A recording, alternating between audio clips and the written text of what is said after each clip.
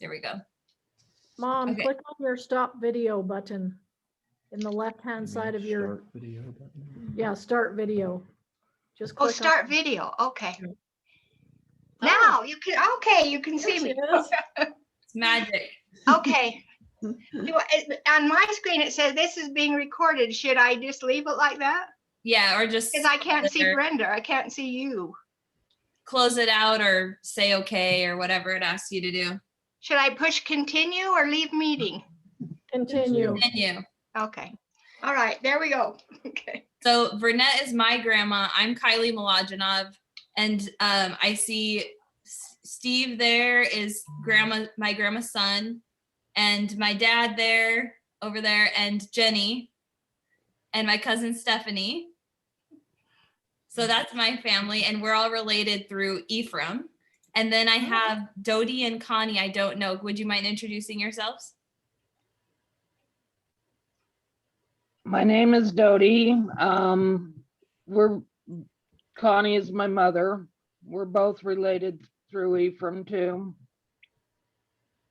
Wonderful. Thanks for joining us. So I came across this book, The First Wife, when I was visiting my dad, and my grandma had given it to him, and I started reading it and just loved it and enjoyed it so much. And the whole time that I was reading it, I was like, I want to talk to the author about this, because I felt like, Brenda, you spun a tale so captivating about Mary Ann that I just got so involved and so like physically concerned for the people. I had to like go in my family tree and see what happened to them multiple times, because I was like, oh my gosh, is this person okay? Do they survive? You know? So I would like check out before I say, okay, they're okay, or whoever it was. So I'm really interested to hear.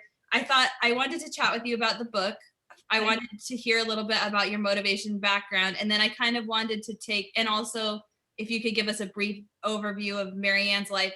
And then I just wanted to highlight some of my favorite moments from the book and kind of get your thoughts about it, or like, and also, is that accurate? You know, because I know from when I went into family, you know, my family history, there's not a ton of information. So I'm curious how you came across it and how accurate it was.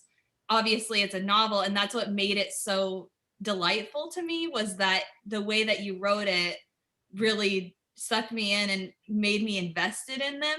And it was so different than reading the history on Family Search. So it's just it's a treasure to me. I really appreciate it. So if you could just introduce yourself and like tell us how you decided to embark on this journey of writing this book, that would be awesome. So my mother has always been into genealogy, and she told stories of Mary Ann when I was little. And so my favorite story when I was little was when she fought off the mobs with the stick, because I just thought that was awesome. So love that. Do you want to just tell that story? Like, that was one of the moments that I was like, this is great. Yeah, so you know, she just is such a character, and so from the time I was little, I just loved her. So when they got to Nauvoo, her husband was very ill, and he was asked to stand guard at a meeting, and he couldn't go, so she took a stick and stood guard in his place. And a mob attacked that night, and so she fought off the mobs with a stick. And so I just love that story. I think it's just great. You know, here's this woman in the 1850s, you know, fighting off a mob. So, but when I got older, I read the story again when I had 3 little kids, just like Mary Ann. And so I read it. My youngest, I think, was 2, or not my youngest. Youngest at the time was like 2. I had a 4-year-old and a 6-year-old. And then when I read the story of her in the Battle of Nauvoo, it just really struck me, because I had the same 3 little kids, and I just couldn't imagine that. And so I decided to start writing it. It was just kind of for me at first, or for my family, and then it kind of morphed from there. So, but I just love her story. Yeah, she has an amazing story. And that's actually one of the things that captivated me too. I have the same age kids as her as well. So I had, or when I was reading it, 5-year-old, 3-year-old, and newborn baby. And I Yeah. was just like, what the heck? So some of those moments really resonated with me. Like, how is she doing this? And, so can you give us a brief overview of her life? We'll get into some of the like specific stories, but like where she was, where she traveled and all that. Cause I doubt that everyone here has read the book, and that's great because this is a great way to learn about her. So, so Marianne came from England, and she married Benjamin Williams in England.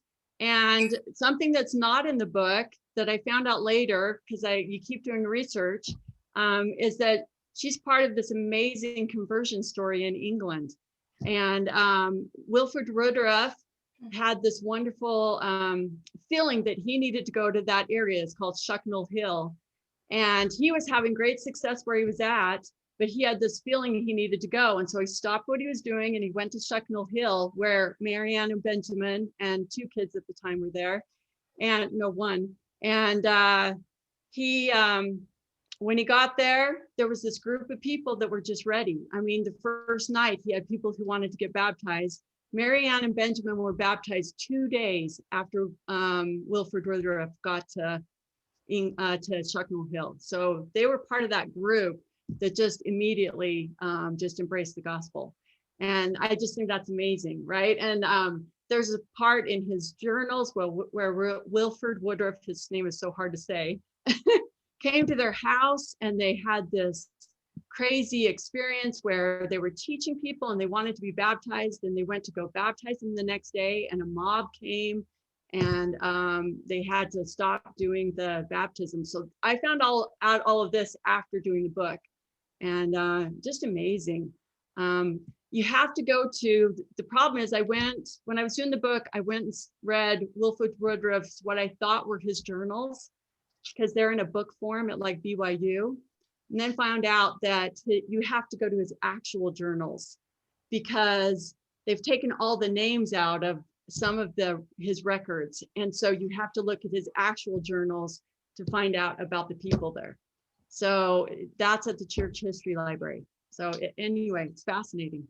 So they were baptized, and soon after that, they came to America, to Nauvoo.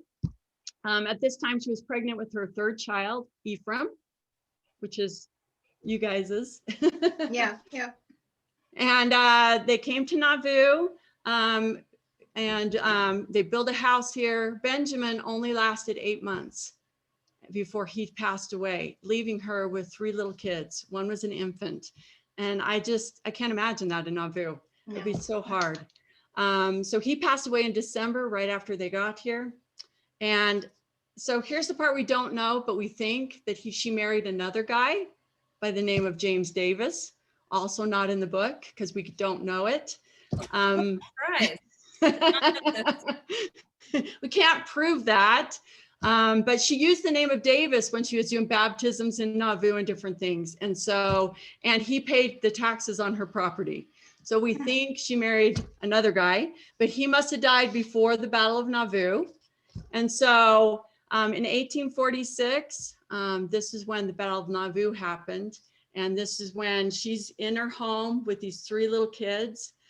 We know that she was, when the battle happened, they were out fighting I guess women would go around and pick up the cannonballs in their aprons, and because they didn't have enough ammunition, and so they would take it when the mobs would shoot a cannonball, the women would gather them up and go take them to the men to shoot back. And the reason we know that is because George, he was 7, burned his hands on a cannonball at the Battle of Nauvoo, picking up a cannonball. And so it's just amazing. There were 1,500 mob against like 150 saints that were trying to fight them off. And obviously they eventually had to surrender. And that's when the mobs came into the homes and threatened her and said, if you will say that you're not a Mormon, we'll let you stay here. And she said no. And she was kicked out of her home. She was given 20 minutes to leave her home. Yeah. She was kicked out. They took a few things and they were pushed to the banks of the Mississippi River. And there they spent the night. They were brought up into a stone building the next night. And then they were sent across on flat bottom boats and across to the other side. And she spent like, I think a month or 6 weeks on the other side with these 3 kids starving in the elements. And it was September 1846. And this is when the miracle of the quail happened. Right as the rescuers were coming, all of a sudden these quail just fell down from the sky and they picked them up and they ate them. And that was the first good meal they'd had in weeks. So you think about it, I think George was 7 and Lucy was 5 and Ephraim was like 3 or 4 when this was taking place. And so really sad. The people from winter quarters finally came, rescued them, brought them back. They put some logs together for her home. And that's what she spent the whole winter in with her 3 kids and was given like a pint of cornmeal a day that they ground out and ate between the 4 of them. And just really sad. I mean, I just can't even imagine. She meets Stephen Nixon in winter quarters. He's a widower and they get married, although there's some controversy about this too. But anyway, they get married. And the real story, so not the story in the book, because I changed it a little bit, because I wanted to include some things. And so anyway, the real story is that he went to hunt Indians for 2 weeks, and he was actually gone for 2 months. She was pregnant. She had, we think, 4 of his kids, 3 of her own, and she was pregnant. And so they thought he was dead. So they brought in Marianne and Edward. He was, 12 years younger than her. And they asked him to marry her. And so they got married. 2 weeks later, Stephen comes back and she gets a choice of who to stay married to, either Stephen or Edward. Okay. And she chooses Edward because, as the family says, he was more dependable and kind.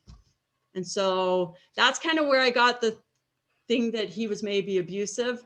I don't know if that's a fact. So, but anyway, so they build up money and eventually come in 1853 to Utah and settle in the Mill Creek area where the home still stands, just off of 13th East and 45th South. And so you should go visit it if you have a chance. It's awesome. Oh, yes, and this is why I'm sitting here, because that's a painting of the house back behind. So that's Marianne's house. And anyway, so Edward raises her children. When Enoch is older, Edward wants to marry. And so he marries a second wife. She is 17 at the time and Marianne is 54. So that again, is just crazy. And she agrees to it clearly, but she isn't happy about it. So she plays a whole bunch of pranks on him, which is awesome. She lets the cows out and she stuffs straw up the chimney and she short sheets the bed just to make, anyway. So she's just a character and that's why I love her, Eventually, Edward and Elizabeth Kelly get called to settle Kanab, and Edward and Marianne divorce because of polygamy, the laws about polygamy. And anyway, her last 9 years, she's bedridden. Family lore is that she had, now what is it called? I can't remember. It's called, I have my notes here.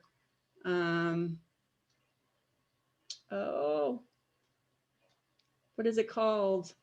Oh, prolapsed uterus is what people thought maybe she had, and that's why she was bedridden. So anyway, that's just kind of the short.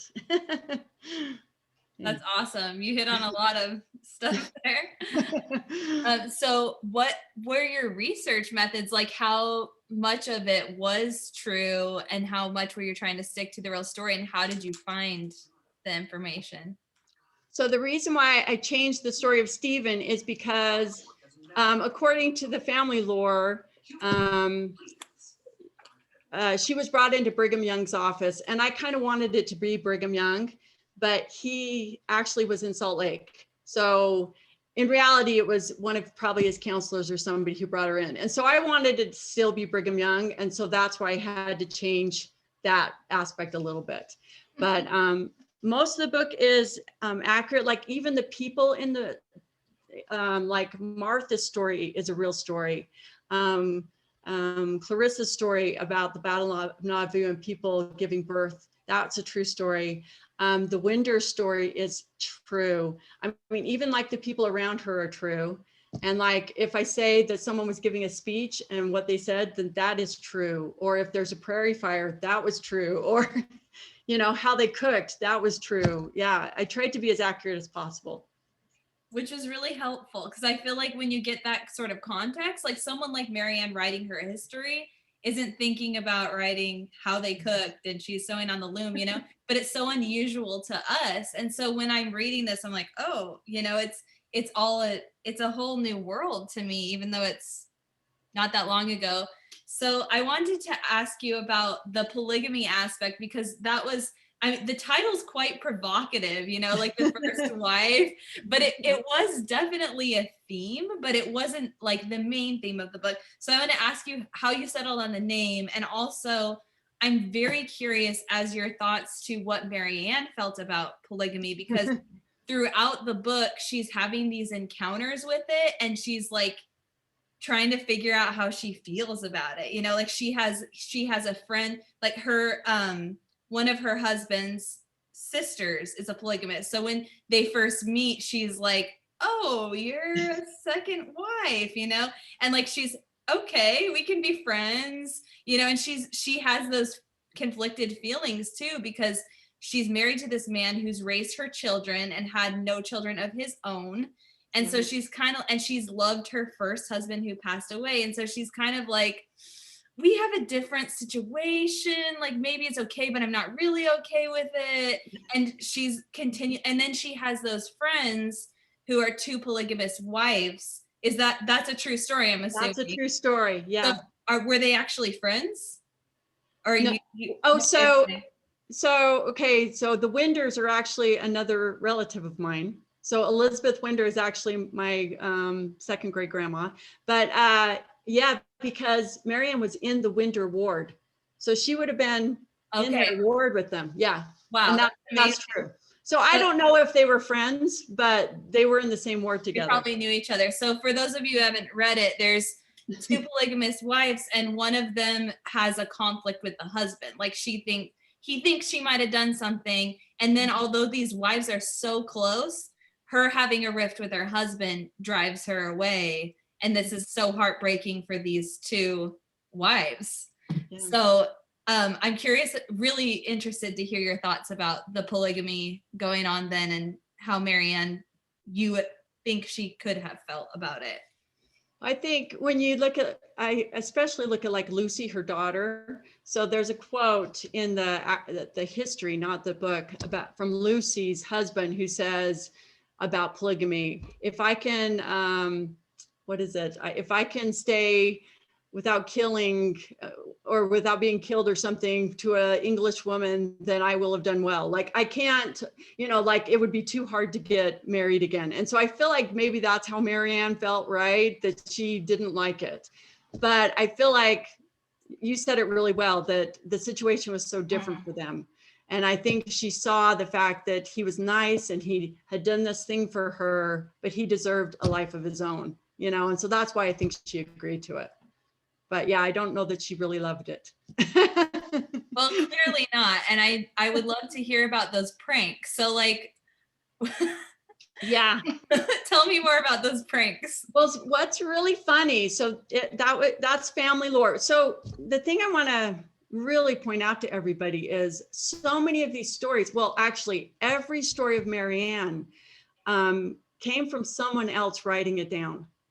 So all of you write down the stories, you know, I mean, because none of this was written by Marianne. And even her biography she did, someone else, she dictated and somebody wrote it. But these stories are just from her grandchildren sitting there and writing down stories. And so it's just amazing that we have them. But when I was in Kanab doing a thing, we met a lot of Edward and Elizabeth Kelly's posterity through the pews. So do you know what I'm saying? Remind me and everybody who they are. So Edward is Marianne's last husband, and he and his second wife moved down to Kanab and raised the family, and they had 10 kids. Yeah. Yeah. And so I met some of the descendants, and I guess at family parties, they recreate the pranks that Marianne played on Elizabeth and Edward. So I just think it's hilarious. But yeah, she short sheeted the bed, she stuffed straw up the chimney, and she let the cows or the horses out all night. So he had to go chasing them on their honeymoon night. Yeah, I just think she's great. She was quite the prankster, because she also encouraged, I think it was Ephraim. Yeah. Trouble with, do you want to tell that story? So that one is, I don't know if it's true. Okay. So, but I know that because my relatives had the name Pugh, right? Like my grandmother's name was Pugh. And so there was some teasing that went on with that. So that's kind of where that story comes from, right? They were teased because they were named last name of Pugh. And so I kind of took that and put it in with Ephraim, that he was getting teased about it. And then he kind of did something in return. Yeah. So yeah, you can go ahead, tell it. Oh, in the book, apparently we don't know, but Ephraim was getting teased by some boys. And so Marianne was like, I have an idea. And he brought some cow or pig manure and like had it dumped on their heads when they came in, and was never found out. And Edward was like, what has gone on in school? And Marianne's like, I have no idea. And Ephraim was all happy about it for a while. So I want to go back a little bit through and just ask you about some of so I thought it was really cool that she was there when Brigham Young spoke, and she had seen him like speaking as if Joseph Smith, and had that manifestation, this is the leader. Because how hard would that be? That seems like a huge moment in church history that she witnessed. Do you have any thoughts about that? Well, I just think, what a testimony that gives to me. I have a brother right now who's having trouble with the current prophets. And I think you have a relative who actually was there and saw it. I mean, you had someone you don't have to take everybody else's words, but she's just a normal person, and she actually saw that happen. And so I just think it's such a testimony to that kind of changing of the guard, and something that we should all just kind of really, treasure. Yeah. It was also really cool to me that she was endowed in Nauvoo right before they left, and they were doing those living ordinances. Yeah. And it seemed they were all scheduling them in right before they had to leave. This is my son, Jesse. Hi, Jesse. Hi. Yeah. Yeah, it's amazing. That story's amazing. And that they're all standing outside the temple when Brigham Young said, we're done. And he's walking away, and they're like, no, no. And then he comes back, and they stay all night long and keep doing it so that everybody had a chance before they left. And I just think that's an amazing story. And she was part of that. Yeah. Yeah, being there in Nauvoo, I really wanted to ask you, it's because I have kids that age. I was often noticing that she'd have people care for her kids and go to meetings. Yeah. Were kids not going to church meetings? Was that common? Yeah. Not as common, no, because it wasn't as fun. People talked for a really long time. They spoke for a really long time period. So yeah, it's hard to have a child there. I would assume, as it is even today. Yes, it works. I was like, I want to drop my kids off at a neighbor's and go to church. No, just kidding. It's good to happen. But it was quite in Nauvoo, there was so much conflict when she was there. I was really surprised by that story when during the Battle of Nauvoo, when they're collecting cannonballs, and she's like, oh, let me just take my 6-year-old to this battle and we'll help out by collecting cannonballs. Because it seems like there were so few of them against so many, they didn't even have any ammunition. And so that's why Marianne and her son were trying to find cannonballs that had been shot I at can't them. get myself on there. I don't know how to do that, but, and I wanted to ask her some questions, but I won't be Hear you, able to. Grandma. We can hear you. Oh, you can hear me. I'm sorry. That, just go ahead. Okay. So the amazing thing is my mom, so back when we did this, the internet wasn't like it is today. It was really hard to do the research. And I found that story. My mom knew one of the Williams researchers. And so we're and she knew she was dead. And so we're like, who would have her research? And so we're looking up in the phone book, trying to find who would, and so my mom said, oh, I bet it's this person. So we called this person, and sure enough, it was her sister. And in the basement, there were 3 boxes of this person's research. And so we went over and sat in that woman's living room, going through boxes. And that's where I found George's autobiography for the first time, and found that story of him at the Battle of Nauvoo. And it's just amazing. I mean, I didn't know that before that time. And that's an amazing story. And then when you do further research and you hear about from other people about that battle, and the women putting in their aprons the cannonballs, and obviously little children, and they're just trying against this huge mob to fight them off. Most of the people that were left were widows, and with small children, and it's just so sad. There weren't very many men. And it's just really a sad story, and amazing that we have a person who went through it. Yeah, it seems like a lot of the more able people were able to get there. And so you're kind of left in Nauvoo with these people like Marianne, who were widows with children and just having a really tough time. Yeah. And I loved the story of her beating up the mob. That was so amazing to me in the book. So they were supposed to stand guard during meetings, and it was her husband's turn when he was sick. Yeah. So she comes with a stick and a whole mob comes. So it's basically her, right? Her versus mom. Yeah. And they don't see her. So she just starts hitting people. Whacking a guy side there. Right? And that's like, story expecting resistance and run away, right? Is that basically what happened? It's an amazing story. And that's funny because so Byron, Enoch had children, and Enoch and his wife cared for Marianne, and they lived together in a house together. And so his children did too.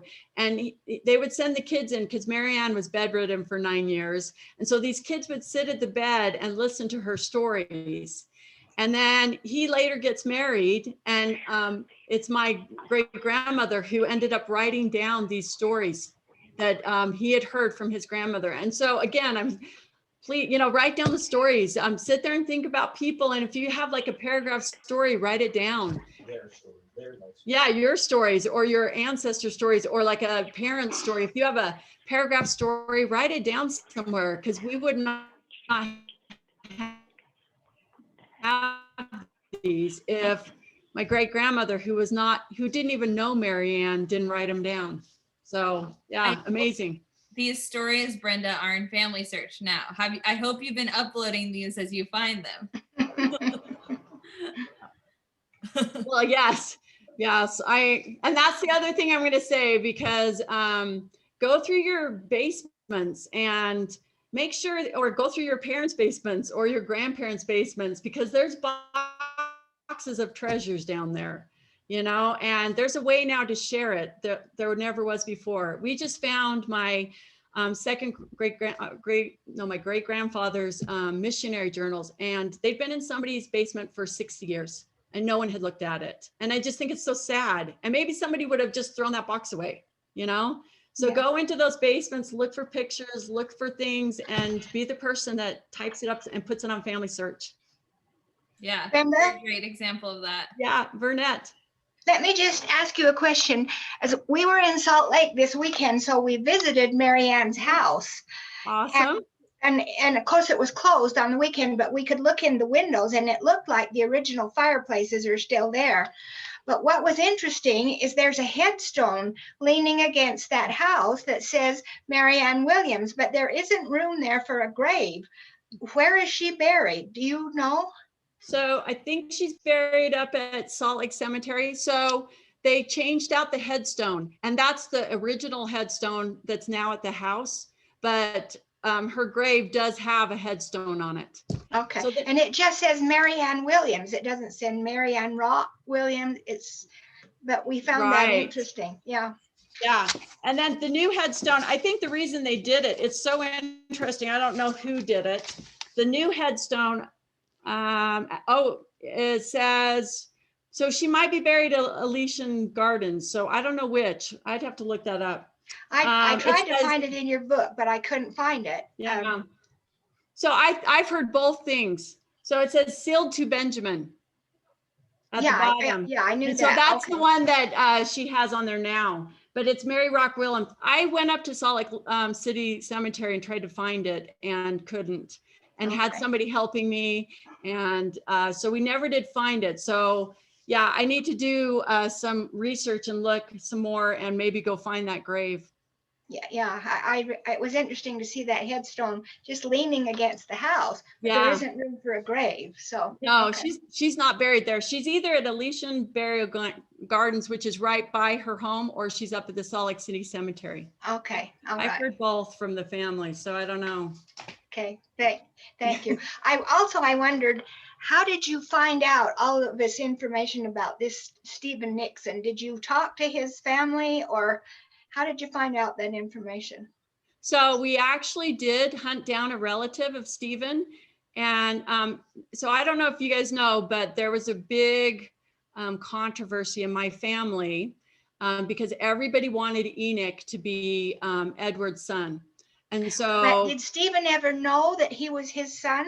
I don't even know. Was Okay. do we know who was Enoch's father? Do we know?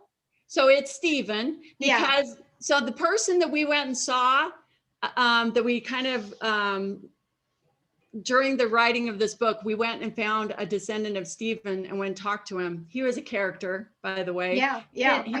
He didn't know a lot, but he gave us some pictures, and that's how I got some of the pictures of Stephen.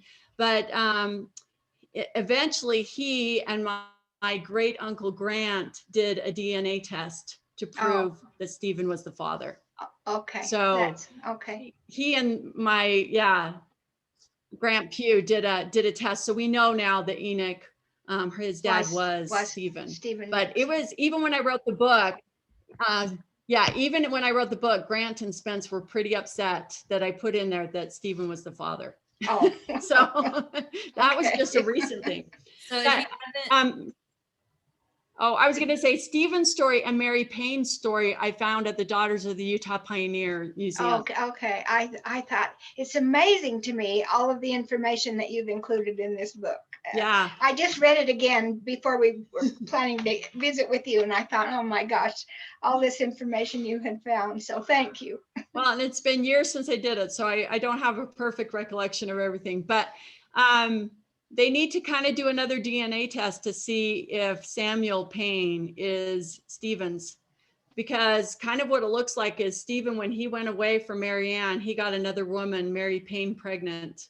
I assumed that from the book. It sounded Yeah. like, okay. So it looks like that, but I don't, you know, it would have to have another DNA test to prove that. So, and I don't know the Paynes, so Samuel Payne's, so. And I guess, okay, well, thank you. so if you haven't read it and that's confusing, again, Mary Ann's first husband was Benjamin, who she had George, Lucy, and Ephraim with.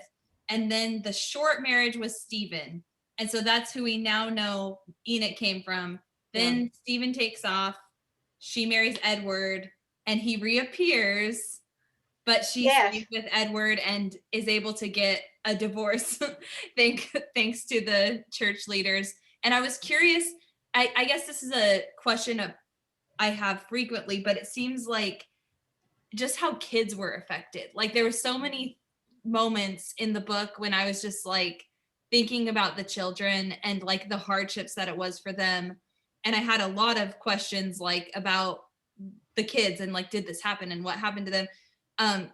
What happened? One of them was what happened to Stephen's kids. So when Marianne marries him, he's a widower and has these children. And then when he's gone, she's like, well, what do I do with his kids? Yeah. And in the book, she finds his Sister or widowed someone. wife's sister. Is that what ended up happening to those children? So I don't know the facts on that because I'm not, we haven't kept in contact with Stephen. I know that eventually he does reconnect with his kids because one of his children settles up in wanship with him. It's a daughter. So I do know that. And then I know that the children, that Samuel Payne, I know that story because it's a famous story in Heartthrobs of the West, where the 9-year-old carries Samuel Payne across the plains.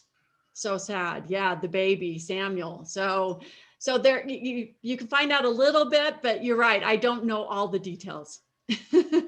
Yeah. So some of them I had to make up. Yeah. And they were great. And they were great details. Yeah, they were great.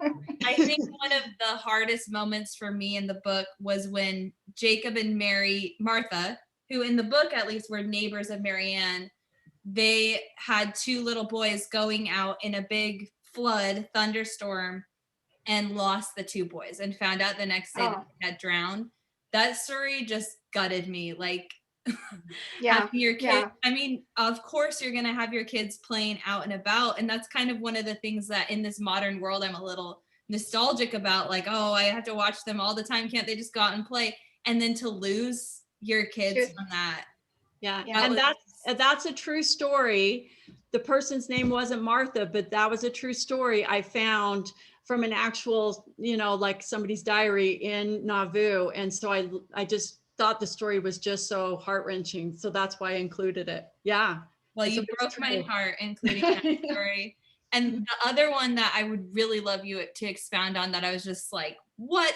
So Brenda mentioned they got kicked out of Nauvoo and go to the Missouri River. And so they're all getting kicked out, all these saints on the shores just suffering. And that night, 9 babies get delivered. And so at least in the book, it's one of her friends is pregnant and goes into labor from this trauma of all of this. Yeah. And then there's this midwife, Sister Johnston, running around saying, delivering all these babies, gathering all these 9 women. So please tell me about that, because that was like amazing. So in my research, again, when I was researching, I found the true stories from women who went through that. And so that's why I included Clarissa's story, is because I had her as one of those women.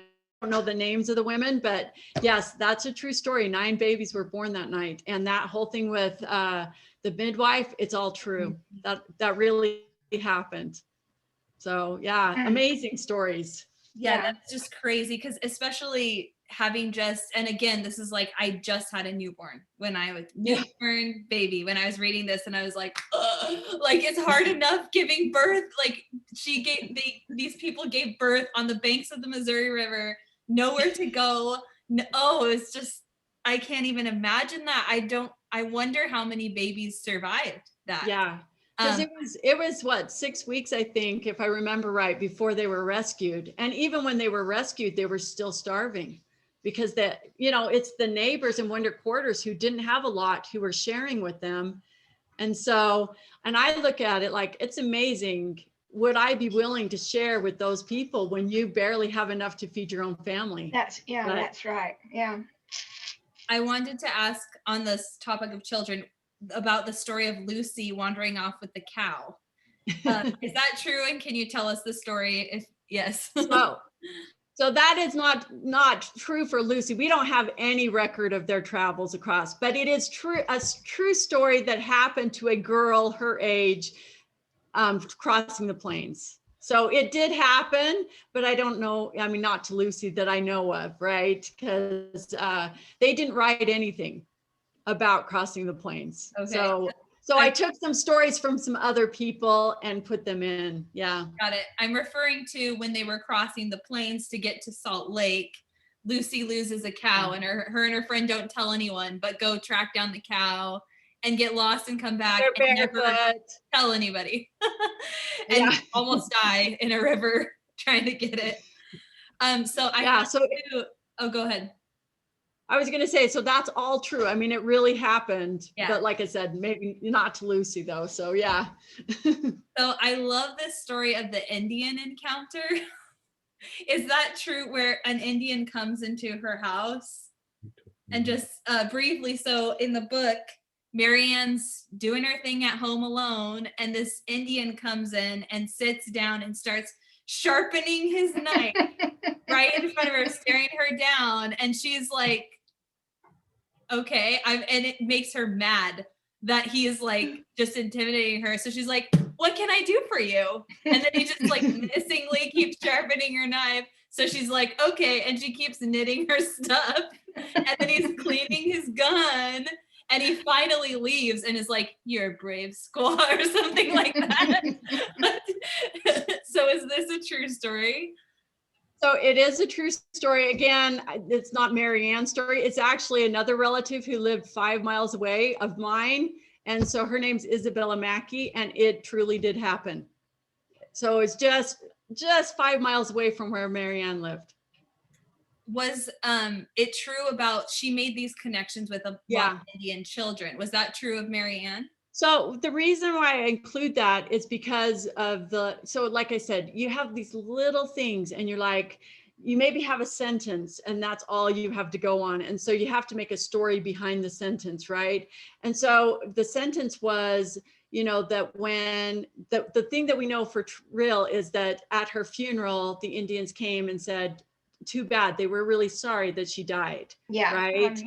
And so that is the true part. And so then the helping of the children was my way of maybe showing how that maybe happened, right? That she had a relationship. Obviously, she had a relationship with the Indians around her because they felt bad that she passed away. So yeah. Does that make sense? Yeah. Yes, it does. So was she actually accomplished at spinning the loom? That was a huge part of, and another theme that I felt really strongly from the book was just the female power, like all that she did as a female in this time. It's like she's this independent woman. She's often providing for herself. She's out here fighting. She's doing all this. Yeah. And so I'm curious to hear about that aspect and your thoughts about it. So yeah, and so the butter churn and the spinning wheel did come across the plains, and so we know a few things about her, and we know the story about her as the churn would shake. They would put milk, cream in it in the morning, and by the time they got to the next stop, then they had butter. And so we do know some things about her, and we knew that she spun and stuff. And so yes, those are true also. Yeah. One of the reasons I wanted to do this book too is because at least in my relatives, like the men had all these stories, like pages and pages of stories, and the women maybe had 3 paragraphs written about them, right? Am I right? And you're like, that is crazy. And so I wanted to look at what it was like for a woman. Yeah. And so I wanted to look at how they cooked and how their days went and what they actually went through. And so that's kind of what I wanted to do as I was going through and doing this book. Yeah. I loved her. I know this is not, we don't know what happened, but I love her confrontations with Stephen. That seems like at least how you would feel about her character when he comes back and he's kind of talking down to her and she's like, no. And the reason that, in the book that she kicks him out basically is he's started the first time he touches her daughter. She's like, you won't lay a hand on my child. Get out. I don't care. Well, he slaps her. He slaps her in that second time he comes back. And he asks her, so what was the child? Was it a boy or a girl? And she says, you will never know. Yes, that also I want to know. What did she tell her posterity? Nothing? She told them it was. So I don't know because, like I said, so Grant and Spence, who are the oldest, like the Pews, they believed that Edward was the father. So I don't know what Enoch believed, but Enoch was their grandfather, and they believed that Enoch was, or Edward was the father. So truly believed. In fact, they were fighting me on it, that they believed it so strongly. Mhm. So yeah, I don't know what Enoch knew. Yeah. Unfortunately, he didn't write that down, you know? Right. Right. So we're almost out of time. And so I would like to hear if anyone has questions, and also, you know, some concluding thoughts from you, especially how this has impacted you. First of all, does anyone have questions who's watching? That my Aunt Chris, can you unmute? So her house where it's at now in Mill Creek, that was the second one, right? But was she somewhere else in the area before? So the Wood house was right there on that property. And so she lived on that property right there for the rest of her Oh, life. Yeah. Okay. So it is Oh. right there. Yeah. In Oh. fact, we saw the outline of where the Wood house was connected with that old house. When you go out on the roof, we went out on the roof when I was doing the research with Spence. And anyway, we could see the outline of where the old, the wood structure had been part of the house, and then they pulled it back. So When we looked at that this weekend, we wondered about that because it looks like it's an add-on in the back. well, yeah, there is an add-on on the back now, because originally the house was just 4 rooms. And so they added a kitchen later on. But what I'm saying is there's like a, you can see that the old wooden structure used to be attached over there. That used to be the kitchen. Okay, well, in the book, it sounded like, or I concluded that Edward and the new wife said, okay, we will sleep in the old house Yeah. instead of having our honeymoon in the new house. It was the old house that she stuck the chimney, wasn't Yeah. it? Okay. Yeah. Okay. So Okay. what is that property now? When I drove by it, it kind of looked like a bunch of little. It's just a business. It's, as we looked in the window, there were desks and computers and files, and it's just some sort of a business that's there now. So my mom's cousins are the ones who own it, and there's 4 of them. It's Spence's children. He had 4 children, and they are actually, just so you know, they're thinking of selling in the next little while. Yeah, So I was supposed to kind of get the word out if anyone's interested. So It's amazing how it's in relatively good shape for how Yeah. old it is. well, Spence did a lot of work in just beautifying it. I mean, I've seen the older pictures of it, and it was pretty run down. And Spence really put a lot of effort into Yeah, it. it looked, and as we looked in the window, there were some antique furniture. And there was some antique, and I thought, I wonder if that was original to the house. I don't know. It was Saturday and we couldn't do anything but look in the windows. And So last I was there, they still had like the butter churn upstairs, and they did have some things, but I haven't been there for a little while. But yeah, the last time I was there, there was still some original furniture. Oh, just so you know, Spence, he gave me, so this is original brick for Marianne that they made. Yeah. Enoch and Marianne made for the house. and baked So it he in the was- sun. Yeah, it's amazing. Yeah, baked it in isn't the it? sun. It's pretty Yeah. cool. You're touching. Yeah.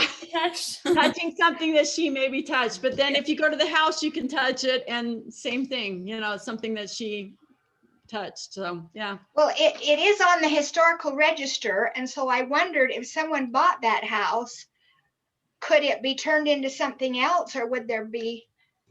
I don't know what the rules are. I know I was thinking if I had money, I'd maybe do an Airbnb so that Yeah. so that people in the family could go spend a night there or something. Yeah. That would be super fun. It's a great idea. Yeah. If I was rich, that's Well, what I there's would do. and there's a huge parking lot. There's a huge parking lot there. Yeah. So anyway, So, but someone in your family is has the business that's occupying it. No, so it's just a business. It's not the people who own the business are not related at all. Oh, But my mom's cousins own, and they just rent it out to the business. mhm. So yeah. So they're not, the business has been really obnoxious and doesn't let people in anymore. It used to be that I could just call my mom's cousin and she could get people in, but the business has been kind of, they don't like that. So Well, Brenda, yeah, the they want first to copy, actually not. the first copy of your book I got, they had bought it at that house. So I Yeah. guess they used to sell your book at that house. Yeah, yeah. Because it used to be, okay, so see that painting? It used to be his studio, Al Rounds, and he was really good friends with Spence. And so Spence had, I think, the books in there, and it was more open. You could go in and and so, yeah, it was more open back how many years ago when the book was done? I don't even know. Yeah. Well, how do So, we yeah. get the book for those of us who don't have it? Well, my cousin gave me the first book that I had, and she said to me, I don't think it's available anymore, but for those of you who might want a copy, it is available. Brenda has copies, don't you, Brenda? Yeah, I do. I have copies. Yeah. Okay, so contact you, I guess. Yeah. So, any last questions? I have one. This is Doug. Garrison and I went to Nauvoo and kind of scrambled around in the land records research place. I wonder if Brenda knows exactly the plot they lived on. I think I know, but I want to be sure someone else can confirm it. I do, but not off the top of my head. But I think it's on Family Search. Didn't I put it up there? I think I've put it on Family Search, the plot map. Okay. So There's some yeah. contradictory information that Oh, I've, is there? but it's mostly, they're mostly saying it's on Parley Street, just like 3 blocks up from the water. So, Yeah. but it's an awesome view of the temple if that's where you lived. So I'm sure they love Oh. See, I haven't been back to Nauvoo since I was 10 or 12. So yeah, it was a lot different then. And we went to the cemetery there, and Benjamin Williams' name is on a plaque, but it didn't say where his grave was, just in that cemetery. So I don't know if that's known or not, where his Wow. grave actually is. Yeah, So- I don't know. Yeah. Well, Brenda, this has been such a delight. Thank you so much for your time. And I just wanted to ask as a last question, how has all of this, creating this, doing this research impacted you and your testimony? So, you know, living, when I do a story, when I do a history, you kind of live with the person for a while, and living with her for that amount of time was just an amazing experience. You know, she is just, you know, she's such a feisty character, and but she was so strong, and she never backed down. And, you know, doesn't that give you strength when you have trials of your own, right? To look back and say, hey, she did it, and so can I. And amazing stories. Just my last thing is just to write your stories down and go through the boxes in your basement and look for pictures and share them. I'm thrilled every time I go on Family Search and see a new picture. It's just so much fun. It's like a treasure hunt. So just, you know, make sure to just kind of write stories of the people in your life. And don't think, oh, we know about that person, because in 10 years, we may not. So that's my last thought. Thank you. And I think it takes a person who can tell the story to get others into it, you know? So I appreciate what you've done, because I've read it and been like, that's cool. But then reading it in this way, in the context you put it in, was amazing. So thank you for doing all that research. Well, And thank you, thank Kylie, you. for getting This us together. My yeah, pleasure. this was awesome. Thank you. Yes, thank Jenny, you I so think, much. or I think Jenny had a question. Were you about to ask a Okay. question, Jenny? No, well, Doug was just going to say he looked up where Benjamin William is buried and found the. Now, from a source not really connected to the family, there's a link in the Find a Grave that describes exactly in the new Oh, where they moved him to the new cemetery, how to find it, like with some coordinates. So that was interesting. I don't know how they know That's it, cool. but I'll try to dig it up and share it with everyone if I can find it again. I was reading through quite a bit. That's awesome. Great, thanks, Doug. Thanks for joining, everybody. Thanks. Thank It's you. nice meeting Thank you, everyone. Riley. Thank Thank you. you. Thanks you, for Aya. doing it. Thank you. Thank you, Brenda, so Yeah, much. see ya. Thank you. Bye-bye. Bye. Bye. Bye. Don't know how to do it. See ya.